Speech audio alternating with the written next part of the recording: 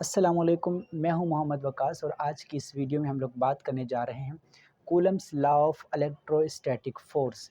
यानी कि दो चार्जेस के दरमियान जो फ़ोर्स है उसका मैग्नीट्यूड और उसकी डायरेक्शन किस तरह से डिटरमाइन करेंगे। इससे पहले की वीडियो में हमने बात की थी इलेक्ट्रिक चार्ज के बारे में। अगर आपने अभी तक इलेक्ट्रिक चार्ज के कॉन्सेप्ट को नहीं सीखा तो यहाँ क्लिक कीजिए। कूलम वो साइंटिस्ट था जिसने सबसे पहले इलेक्ट्रोस्टैटिक फ़ोर्स के बारे में एक लॉ दिया।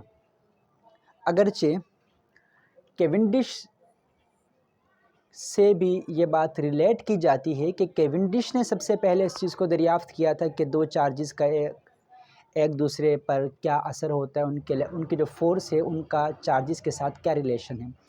तो केवेंडिश जो साइंटिस्ट था उससे भी ये बात रिलेट की जाती है कि असल डिस्कवरी केवेंडिश की थी। बहरहाल कूलम्स लॉ हमें बताता है कि दो पॉइंट चार्जेस के दरमियान जो इलेक्ट्रिकल फ़ोर्स होगी उसकी नेचर क्या होगी और उसका मैग्नीट्यूड क्या होगा।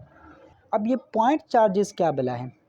असल में जब भी पॉइंट चार्जेस का कॉन्सेप्ट हम कूलम्स लॉ के लिहाज से बोलते हैं तो इसका मतलब ये होता है कि दो ऐसे चार्जेस जिनका डायमीटर उनके दरमियान जो डिस्टेंस है उसके लिहाज से बहुत कम हो।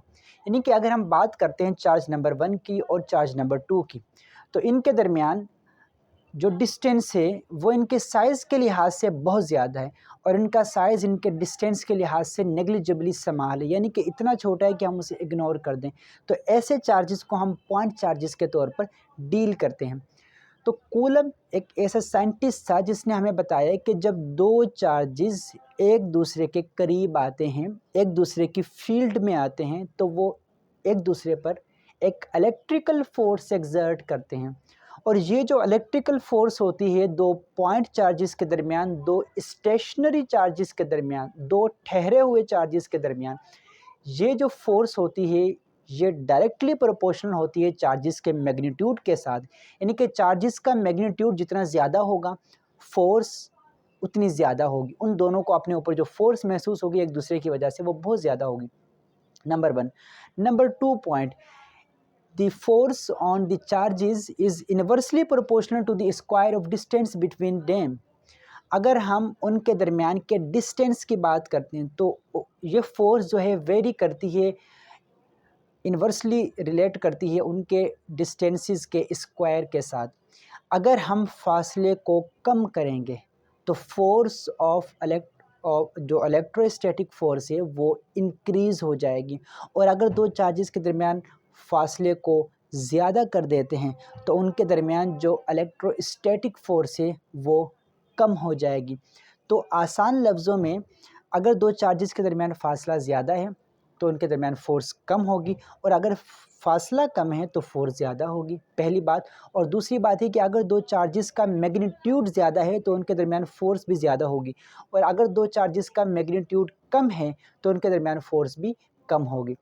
तो ये हमें कूलम ने एक लॉ दिया था। मैथमेटिकल फॉर्म में हम इसे एक्सप्रेस करते हैं F इज़ इक्वल टू के Q1 Q2 upon R squared, और हम इसकी डायरेक्शन ज़ाहिर करते हैं यूनिट वेक्टर आर के ज़रिए। अब ये जो दो चार्जेस के दरमियान फ़ोर्स होती है इसकी डायरेक्शन होती है उस लाइन के साथ, अलोंग दैट लाइन वो ज्वाइंस दीज टू चार्जेस। इन दो चार्जेस को जो लाइन ज्वाइन कर रही होगी उसी लाइन के अलोंग इलेक्ट्रोस्टैटिक फोर्स लगेगी। यानी कि अगर हम बात करते हैं Q1 पर तो उसके ऊपर जो फोर्स लग रही है लेट्स से Q2 की वजह से, तो उसकी जो डायरेक्शन होगी वो हमारे पास लाइन वो इस लाइन के अलोंग होगी। इसी तरह से अगर हम बात करते हैं Q2 पर Q1 की वजह से जो फोर्स लग रही है तो उसकी डायरेक्शन भी इस लाइन के अलोंग होगी, वो लाइन जो उन दोनों के सेंटर्स को ज्वाइन कर रही है।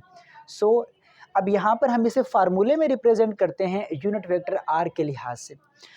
अब सवाल ये पैदा होता है कि हमें किस तरह से मालूम होगा कि दो चार्जेस के दरमियान जो फोर्स है वो अट्रैक्टिव है या रिपल्सिव है। इसका आसान सा तरीका है कि अगर प्रोडक्ट ऑफ Q1 Q2 हमारे पास नेगेटिव आता है, यानी कि चार्जेस का प्रोडक्ट अगर हमारे पास नेगेटिव आ रहा है तो इट मीन्स हमारे पास जो फोर्स होगी वो अट्रैक्टिव होगी, और अगर चार्जेस का प्रोडक्ट पॉजिटिव आ रहा है तो इसका मतलब ये होगा हमारे पास, यानी कि दो पॉइंट चार्जेस के दरमियान जो फोर्स है वो रिपल्सिव होगी।